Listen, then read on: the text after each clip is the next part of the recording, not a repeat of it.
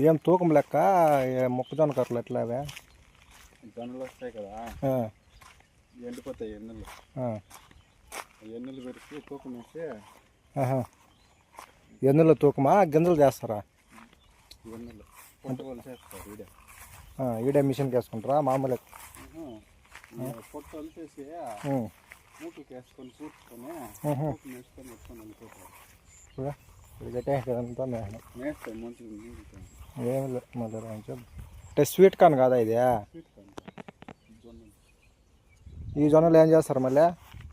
ఇదే బిస్కెట్లకి బిస్కెట్లు పోయావి అవి. అవి మ్యారీగోల్డ్ పోయి అవి వేరు.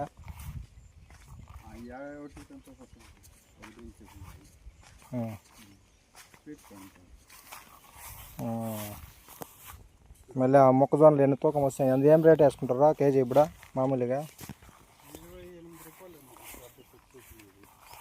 ఎండిపోయింటేనా? ఎండిపోయింది ఇవి.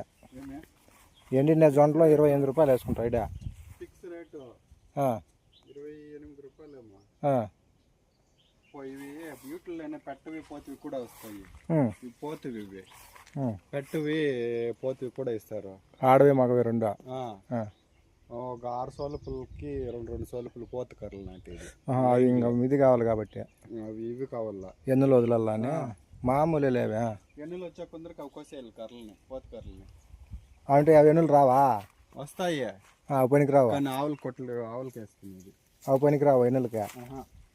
ఓన్లీ వీటికి బ్రీడింగ్ మాత్రమే. బ్రీడింగ్ మాత్రమే కోసేయాల. అవి ఎట్లా తెలుస్తాయి మీకు?